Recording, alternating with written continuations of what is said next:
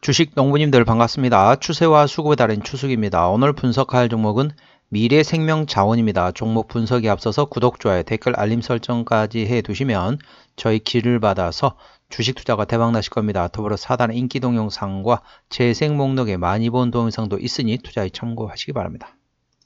네, 미래생명자원. 이제 최근에 이제 어떤 이슈가 있냐면은 오늘 나왔던 이슈네. 5월 8일 어버이날 이슈 나온다는 내용입니다. 브라질 포구의 대두 가격 상승 전망에 음식료와 사료주 강세란 제목입니다. 세계 최대 콩 생산국인 브라질에 홍수가 내리면서 대두 가격 상승 전망에 음식료와 사료 업종이 강세를 보이고 있다. 최근 브라질 남부 지역에 집중호우가 강타하면서 대두 주요 농가가 큰 피해를 본 것으로 알려졌다. 이에 따라 국제시장에서 콩 가격 상승 전망이 나오고 있다. 관련주로서는 동사와 함께 신성홀딩스, 한일사료, 대주산업, 고려산업 등이 동반 강세를 보였다. 이런 내용이었습니다. 그러니까 일단은 좀 어떤 내용인지 한번 잠깐 설명드릴게요. 자, 좀 준비한 자료가 있습니다. 자, 화면 잘 보일지 모르겠습니다. 자, 보시게 되면 이제 제가 이제 유튜브 방송하기 바로 직전에 이제 캡처한 사진이라고 보시면 되겠습니다. 그래서 현재 주가 위치 보시게 되면은 현재 이게 지금 참고적으로 이거는 대두 선물 동향으로 보시면 되겠습니다. 대두가 뭡니까? 큰 콩이죠. 큰 콩. 큰 대자에 콩두자. 큰 콩. 그러니까 대두라고 보통 얘기하는데 대두로 보통 뭐를 만드냐면 이제 보통 이제 사료 같은 걸 만들잖아요. 그런데 사료 관련된 종목 전반적으로 그리고 음식료 우리 쉽게 말하면 뭐를 만듭니까? 콩으로 만든 게 뭐 두부 같은 거라든지 다 그런 쪽이라고 보시면 되겠습니다. 그래서 주가 보시게 되면 선물 동향 보시게 되면은 대두 선물 동향 보시게 되면 많이 떨어졌다가 바닥을 다지고 쌍바닥을 형성한 상태에서 현재는 강하게 상승하고 있다고 보시면 되겠습니다. 그렇기 때문에 현재 바닥에서 이제 상승을 막 시작했다 보시면 되겠습니다. 그렇기 때문에 추가적으로 상승할 수 여력이 남아있다는 거죠. 이제 이렇게 보시면 되겠습니다. 콩 이제 대두 같은 경우는 크게 보면 이제 두 군데에서 보통 만들죠. 세 군데 정도를 보통 얘기해야 되나요?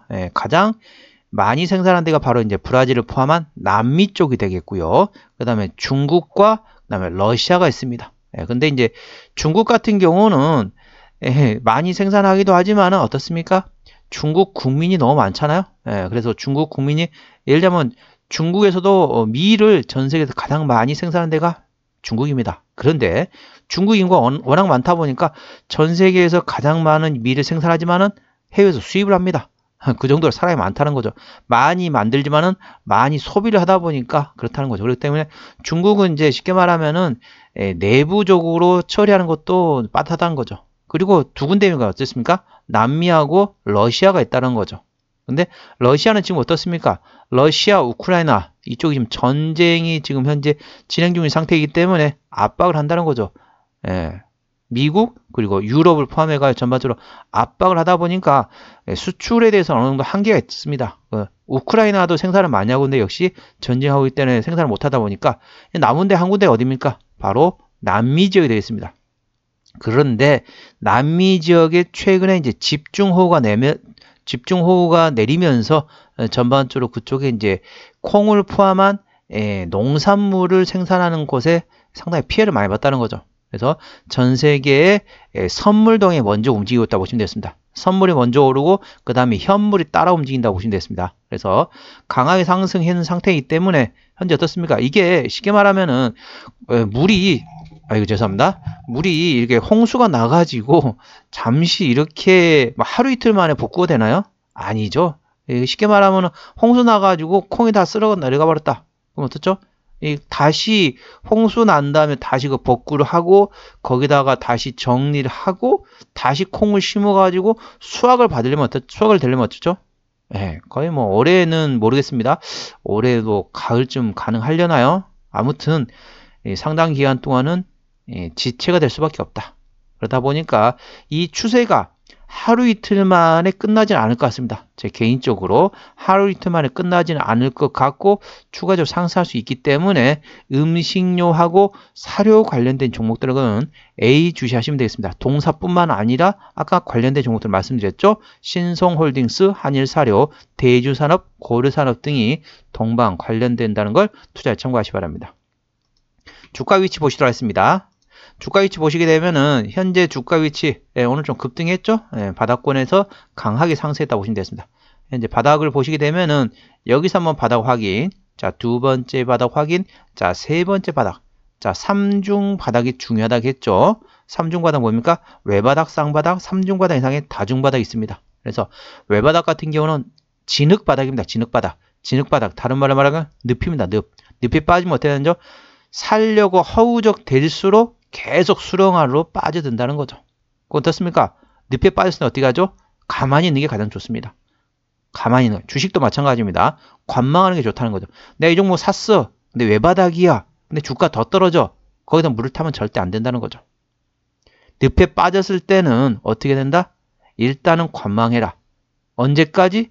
나를 살려줄 사람이 어떤 행동을 취하기 전까지는 관망하라는 거죠. 가만히 있으라는 거죠. 주식도 마찬가지입니다. 내가 외바닥에서 손실이 나서 주가가 계속 빠지는 거예요. 거기다 물을 타면 안 됩니다. 물을 계속 파면은 그러니까 손실률은 감소하겠지만은 손실금은 더 커진다는 거죠. 예를 들면은 마이너스 20% 물 타가지고 마이너스 10% 했어요. 근데 예를 들면은 손실량이 예를 들면 기존에 한 2천만 원 손해봤는데 물을 탔어요. 그랬더니 손실률은 감소하는데 손실량은 2천만 원에서 3천만 원 된다. 그래서 된다는 거죠. 손실률이 중요한 게 아니라 손실률이 감소한 게 중요한 게 아니고 손실금 자체가 줄어든 게 중요하다. 그러면 외바닥은 어떻다? 일단은 관망하는 겁니다. 주가가 바닥을 다지고 올라갈 때까지 기다리는 거죠. 그럼 뭔가가 이슈가 나오고 뭔가 모멘텀이 되면서 주가가 바닥을 치고 올라온다. 그때 물을 타는 겁니다. 떨어질 때는 절대 본인이 손실 본 주가에 대해서는 절대 물을 타면 안 됩니다. 바닥을 치고 여러 차례 확인하고 반등하기 시작한다. 그때 물을 타야 된다는 거죠. 그러다 보면 시간을 절약할 수 있다는 거죠. 이 점 투자 참고하시고, 외바닥 다음에 쌍바닥입니다. 쌍바닥은 보통 뭐라고 합니까? 모래바닥이라고 보통 얘기하죠. 그래서 모래 위에 건물을 치면 어떻습니까? 사상누각이나 한자성어가 있는 것처럼 약간 위태위태하다. 3중 바닥 이상을 다중바닥이라고 보통 얘기를 하는데 시장에서는 뭐라고 합니까? 락바텀이라고 하죠. 바위 바닥이라는 거죠. 건물을 지으려고 밑에 지질 조사를 해봤더니 그 밑에 화강암이 딱 버티고 있다는 거죠. 절대 무너지지 않는다. 그래서 동사 같은 경우는 주가 위치 보시게 되면 현재는 한 번, 두 번, 세 번. 자, 3중 바닥 이상의 다중 바닥을 형성했기 때문에 아, 바닥이구나 라고 인식하시면 되는데 이 바닥에서 제가 뭐를 보라겠냐면은 장대 양봉의 대량 거래를 보라겠습니다. 자, 동사 오늘 어떻죠? 장대 양봉은 아닙니다. 오늘 길게 윗골을 달면서 음봉이 나왔습니다.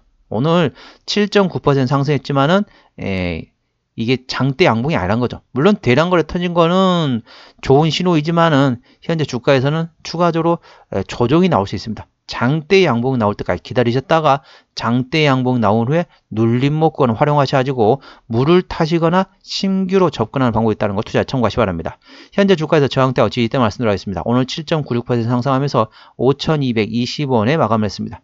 자, 1차 저항대 같은 경우는 5,700원, 2차 저항대 6,300원, 3차 저항대는 6,800원, 4차 저항대는 7,500원, 5차 저항대 8,200원 됐습니다. 8,200원부터 50일 신고가 구간까지는 투자자 심리가 흔들리는 구간이기 때문에 5일선 대응하시면 되겠습니다.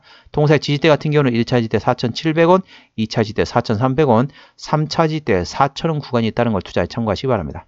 수급 동향 보시겠습니다. 외국인 한 달 동안 32,000주를 샀습니다. 최근에 보시면은 외국인 같은 경우는 샀다, 팔았다, 샀다, 팔았다, 샀다, 팔았다, 샀다. 이런 식으로 현재 외국인은 트레이딩하고 있다 보시면 되고 기관은 동사에 대해서 관심이 없습니다. 참고적으로 외국인과 기관은 서로 사고 팔고 하고 있죠. 그래서 개인도 역시 트레이딩 구간이라고 보시면 되겠습니다. 참고적으로 동사 같은 경우는 개인이 핸들링하고 있습니다. 투자에 참고하시기 바랍니다. 신용비를 보시겠습니다. 신용비는 5.59% 다소 높습니다. 신용비를 보는 이유는 단말적인 이슈로 인해서 주가 급락시 신용에 대한 담보 부족으로 인해서 반대 매매 물량이 나오기 때문에 확인하는 건데 3%대까지 안정적이다, 양호하다 라고 말씀드리고 있고 4%부터는 다소 부담스럽고 리스크 있다고 말씀드렸습니다. 동사 신용비를 5.50%이기 때문에 다소 부담스럽고 리스크가 있다는 걸 참고하시기 바랍니다. 최대 주주 지분율 보시겠습니다. 최대 주주 지분율 보는 이유는 바로 책임 경영 확인 차원이 되겠습니다. 중소형주 같은 경우는 최대 주주 지분율이 30% 이상이면 된다겠죠. 동사 최대 주주 50.68% 가지고 있기 때문에 책임 경영 확인 차원에서는 아주 좋다고 보시면 됐습니다. 실적 보시도록 하겠습니다. 매출액 같은 경우는 재작년에 750억 원대에서 작년에 600억 원대까지 감소를 했고요. 영업이익은 16억 원에서 작년에 비비수익 수준이 됐고 당기수익은 9억 원에서 4억 원으로 감소했습니다. 분기 실적 보시게 되면 작년 1분기부터 영업이익 3억 원, 1억 원, 1억 원, 그 다음에 4분기 때는 4억 원 적자 전환됐네요. 재작년 4분기에 1억 원 적자 대비 작년 4분기에는 4억 원 적자이기 때문에 전년 동기 대비는 적자 폭이 확대됐다 보시면 됐습니다. 부채비율 같은 경우는 16%, 유보율은 2100%대이기 때문에 재무적으로는 튼튼한 기업이 되겠습니다.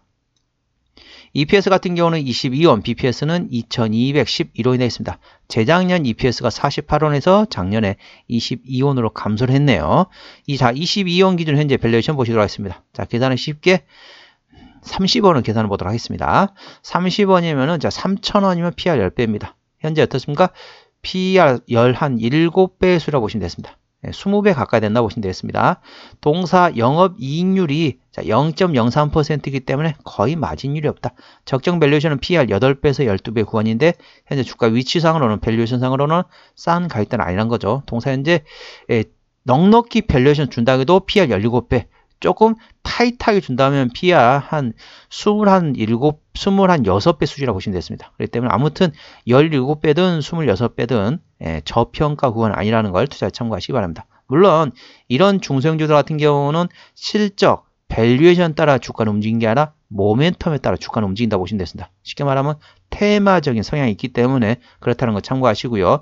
어디서 실적이 나오느냐? 자, 사료 부문에서 77%, 그리고 식료품 부문에서 22%라고 보시면 됐습니다. 사료주라고 보시면 되겠습니다. 자본금 변동 내역 보시게 되면 마지막 12전 했던 게 작년에 세 차례 했었네요. 대략적으로 25만 주, 16,000주니까 대략적으로 한 2만 주 정도 되겠습니다. 이 정도 매물이 있다고 보시면 되겠고, 아까 보셨던 것처럼 재무적으로 튼튼한 기업이기 때문에 추가적인 유상증자 가능성은 높지는 않지만은 작년의 동향을 보게 되면은 가능성이 아예 없다라고 볼 수는 없습니다. 투자에 참고하시기 바랍니다. 관계사업이 연결된 회사로는 도매 및 식품 중개업을 하는 회사, 그리고 식품 제조업 하는 회사, 반려용품을 제조하는 회사, 그리고 도매 및 상품을 중개업하는 자회사가 있습니다. 한번 정리를 한번 해보도록 하겠습니다. 아까 이거 설명드렸죠? 대두 선물 동향입니다. 자, 미래생명자원 오늘 5,220원에 마감했습니다. 수급조는 개인이 핸들하고 있는데 현재 샀다 팔았다 트레이딩하고 있습니다. 기본적 분석상으로는 EPS 기준으로 22년 대비 작년에 54.2% 감소했습니다. 모멘텀으로는 브라질의 폭우에 따라서 대두 가격이 상승 전망된다. 아까 대두 선물 동향 보셨죠? 그래서 음식료와 사료주가 동반 강세를 보였다는 걸 투자에 참고하시기 바랍니다. 추세적으로 보시겠습니다. 차트 추세는 60.4이기 때문에 과열관 70까지는 약간의 열에 있겠습니다. 수급 추세는 83.7이기 때문에 이미 과열관에 들어갔다. 그래서 큰 선은 어느 정도 들어갔고 이미 앉아있는 상태이고 차트 추세는 약간 더 상승할 수 있는 여력이 남아있다는 걸 투자에 참고하시기 바랍니다. 목표주가 1차는 5,700원, 2차는 6,800원이고요. 제가 다른 저항 때도 말씀드렸죠. 그 구간도 활용하시기 바랍니다. 손절가 1차는 4,700원, 2차는 4,300원 구간이 있다는 걸 투자에 참고하시기 바랍니다. 오늘은 미래 생명 자원에 대한 종목 분석이었고요. 구독, 좋아요, 댓글, 알림 설정까지 해두시면 저희 기운을 받아서 주식 투자가 대박 나실 겁니다. 더불어 사단의 인기 동영상과 재생 목록에 많이 본 동영상도 있으니 투자에 참고하시기 바랍니다. 이상 추세와 수급에 따른 추석이었습니다. 감사합니다.